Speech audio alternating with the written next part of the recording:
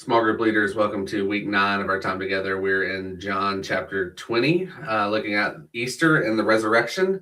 This is a little detour we're taking from the chronological way we were walking through. We did that with Palm Sunday last week. We have Easter this week, which it's the main event. It's Super Bowl. It's what is central to Christianity. If Jesus Christ didn't rise from the dead, then Jesus Christ was just a dude. He did nothing great. He was a guy who told some stories, but he was a guy who was a liar because he said he was going to rise again.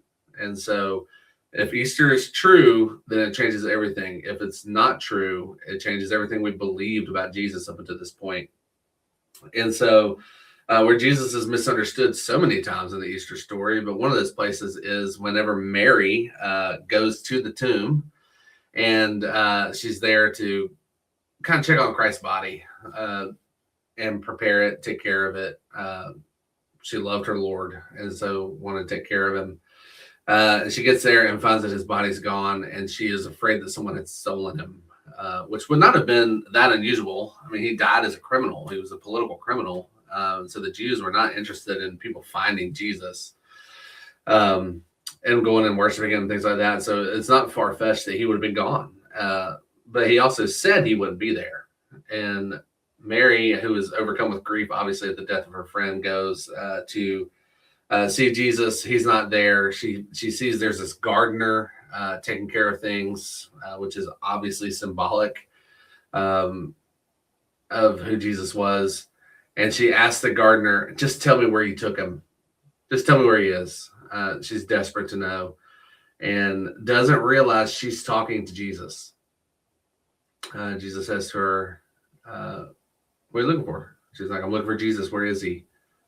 And he says to her, Mary. And then her eyes are opened. It's a wild story. It's crazy to think that I can even wrap it up in a small video like this. But what we do know is this: Jesus hangs out where we don't expect him. And we can't see him until he reveals himself to us. That's what's so true for us in this story, is that this happens to Jesus all the time. In John chapter 20, certainly post-resurrection. John chapter 21, he's on the shore telling these guys, throw your nets on the other side. The disciples have gone fishing, and they don't know that it's Jesus talking to them until they pull in all these fish, and they realize, oh, this has happened before. Jesus did that. That must be him. It happened on the road to Emmaus, where these two disciples are saddened by what happened in Jerusalem at the death at the crucifixion, and they're walking with this man who's like, hey, tell me what happened. And they're like, yeah, Jesus died. And Jesus opens up the scriptures and tells them everything that the scriptures had said and had been written, discovering that everything that had been written was about Jesus, and that Jesus is right in front of them. And when they came to that realization, he's gone. And so Jesus, he does this a lot. He doesn't just do it with Mary, but it's so special and it's so sweet. And so telling of the faith that when Jesus whispers our name, when he speaks things into being, we then see him.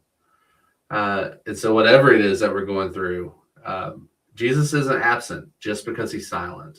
The silence of God does not equal the absence of God.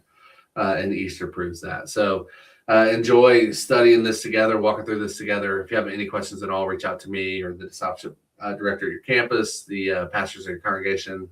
We would love to help in any way that we can. So enjoy this Easter discussion from the book of John.